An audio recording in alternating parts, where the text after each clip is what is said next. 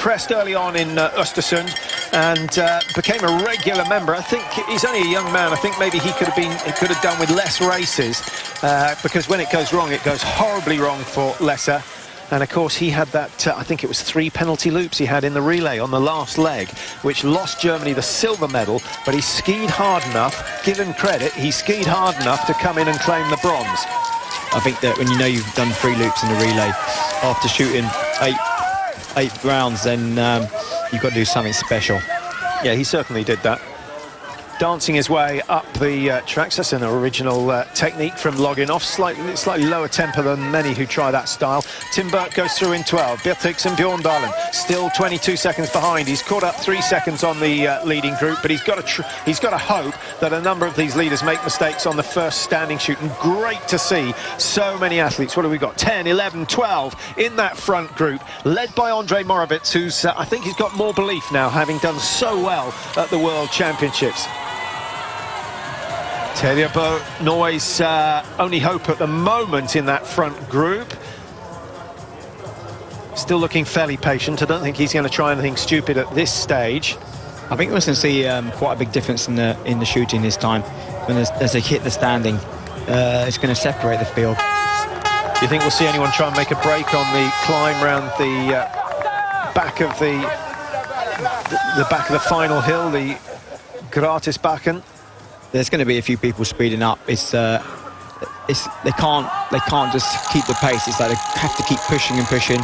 The weaker ones will just start dropping off, and maybe that's what they have to do just to get a slight break. Well, 95% of the fans here are Norwegian, most of them coming up on the tram from the centre of Oslo earlier on today to watch the women's race. They've been basking in sunshine all day, and many brought their own skis, so they've just been off having their own little ski back to watch the men's race. But good to see the Russian fans here. They're a very dedicated bunch, and it doesn't matter where we've been this season, the Russians have been there in decent numbers. All around this race venue, there's going to be people with small barbecues making their lunch and enjoying the moment. Now, will Fourcade make another break? It doesn't look like it at the moment. Maybe he learnt his lesson. Morovec still being allowed to lead. Hoffer alongside him in the other column. And Lau Bailey going very well for the USA. Lesser still there for Germany. And Terje Bø bringing up the rear of that group just behind Simoneda of Austria. 10 athletes, all knowing that if they shoot clear, they will come out of the third and penultimate shoot in the leading group, and then it's all down to the final shoot. Now, Mark, let's have a prediction. How many are going to be in for the final shoot together? Or do you think Fourcade will clear this, make his break, and have the range to himself?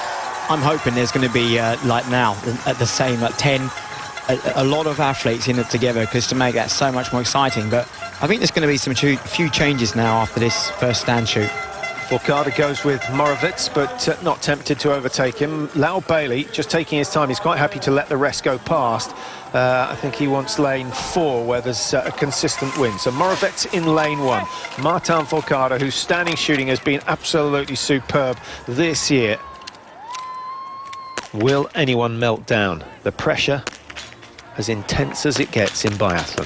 Fourcade, 3 out of 3, leads the way at the moment. If he gets a 10-second lead out of the range, he's going to be difficult to beat, and he's back in control, just like he was in Ruhpolding and just like he was yesterday in the pursuit race. But he's got good company. Bailey has shot himself out of this one, no surprise. We've seen that a number of times this year. Lesser misses, Lindström misses, Ada, the Austrian, shooting left-handed, misses the last one. Derry Zemlya stays clear, but it's given away ground. Bjorndalen has lost his chance of taking the win here in Oslo. Volkov hits 5 out of 5. Now watch the times down the bottom. Only 0.6 of a second between the leaders, Fourcade and Morovec. They were the 2 up the front on the last lap. Derry Zemlya 10 seconds behind. He now has to make a critical decision. Does he chase the 2 leaders, or does he just wait and hope they miss? Terje Bø. Yeah, I think that Zemlya is going to play his cards a little bit tactical and well, not hope that they miss, but he needs to keep clear. Well, there's no way we're going to have 10 on the range at the same time for the last shoot. Have a look at the times on the right-hand side of your screen. Some 17 seconds between third and fourth. I think there's going to be an almighty battle for the third place on the podium.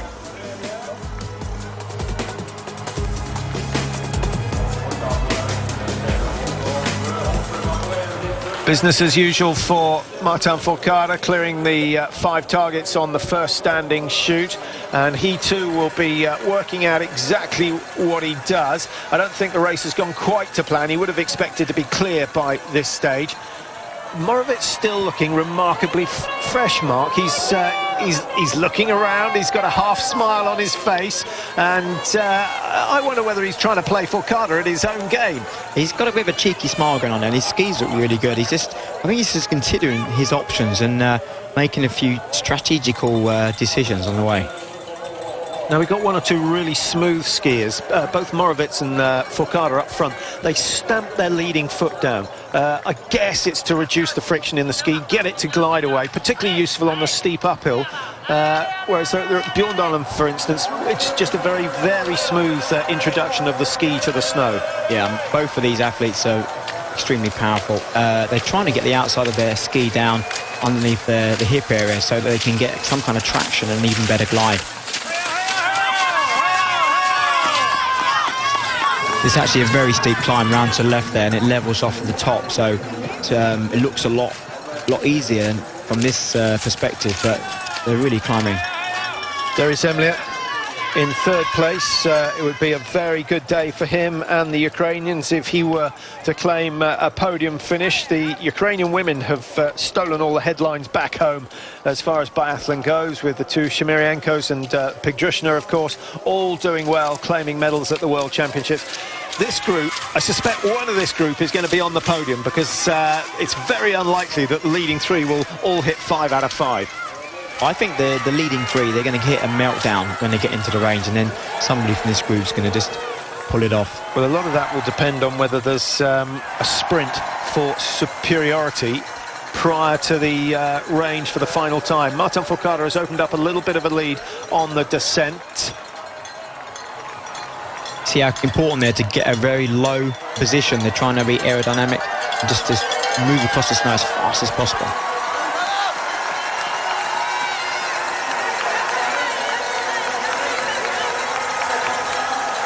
Martin Fourcade looks just so strong. He's going up the hill in a skate 2 motion. Yeah. And then see that he's just powering up, pulling away even. Yeah, it's a great posture, isn't it? The hips are nicely forward. If we see the side angle shot, you see the flexion in the ankle every time he puts the ski down, and that front knee always over the toe. Look, that was a great example. And obviously, the more flexion you have in the ankle and the knee, the longer the drive you have when it comes to extending the leg. And then he goes into that familiar dance that I'm sure was learned from Raphael Poré, who was the first to try it in racing terms out on the tracks, and down in Oberhof is where he showed the world how it can be done. There's one thing having the ability to do that technique, but it really empties out your body and your muscles, so just also shows this guy's form and how strong his legs are. Darius Zemlya is not out of this because he's only 21 seconds behind. If the 2 leaders missed a target, just 1 target, the Ukrainian could find himself in the lead, but he needs to keep the deficit to less than 23 seconds. It's taking about 24 seconds to complete the penalty loop at the moment in Oslo. And apologies for not having a shot of the penalty loop. It's always quite nice to see them going around there, but we don't have a camera positioned on it at the moment. We've still got a pack here that can do some damage on this last shoot. It's really going to be an interesting visit to the range now. But they're almost 2 shots behind, so they've got to hope that the 3 leaders all miss 2 targets each, which will let them into the race, and then they can challenge for the lead should they shoot clear. Tim Burke has recovered well to get up into 11th place. Just looking at those who've shot the perfect 15, 3 of them, guess where they are? 1, 2 and 3. And in fact, Volkov hasn't gone clear. Martin Fourcade, my mistake, he missed 1 on the first shoot, but he made up for that. He's gone clear on the remaining 2. Moravec has shot 15, Darius Zemlya has shot 15, and I can't see anyone else in the field who's achieved that. The worst shooting, Simon Schemp has missed 5, all in the prone, so I suspect he had zeroing problems. And Rasta Guljes of Latvia had a nightmare. He has missed 7 targets so far and finds himself down in 29th position.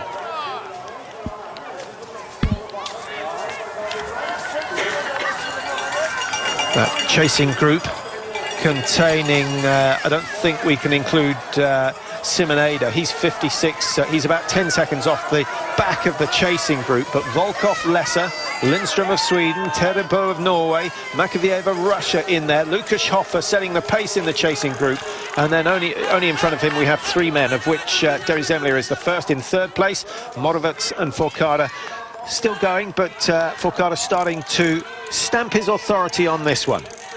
He is accelerating, but this group here, 6 athletes skiing together, they're also closing the gap. Martin Fourcade, the number 1 in the mass start standings at the moment. He's exactly level with Svensson, but Svensson's not here, so he'll take a big advantage out of this one, especially if he wins it. Birnbacher in 3rd place for Germany.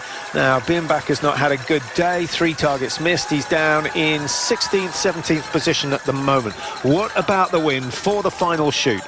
It looks like the wind's actually quite steady, so I don't think this is going to be a factor now. Is he going to make it 2 out of 2? Good long look down the range. He will have picked up on the flags. Has no choice but to go into lane 1. All he has to do is what he did last time. Watch the breathing. Morovets, his chance, his only chance, is to outshoot Forcada. He wants to hear the thud of a miss rather than the chink of a hit. And there you go, there it is. One. Oof. Game on. Game on. This is a real test of Morovets' strength. He needs these 2. He needs these 2. The 5 has gone down, so the 2 leaders are on the penalty loop. Will Derry Zemlier avoid it and put himself in with a chance of taking the win? He's taken a long time to get the first round away. No, his chance has gone. His chance has gone. He's got number 5 down, so only 1 penalty. Martin Fourcade just starting his 2nd loop now. Morovets exits the penalty loop and will go through the timing one very soon. Terebo is coming back into contention, but he misses the last one. Hoffer misses 5, Volkov misses 5, Lesser and Makevieva have gone clear, and it's Morovets who's out there on his own. A brilliant run so far. Makevieva is in the chase. Bjorndalen in the range. He's too far behind, surely, to think in terms of a podium, but a clear shoot would be a nice way to finish the run. Burke has done it, Mesetic has done it, Bjorndalen's done it, and so a massive race on for the minor positions. Morovets is away, 16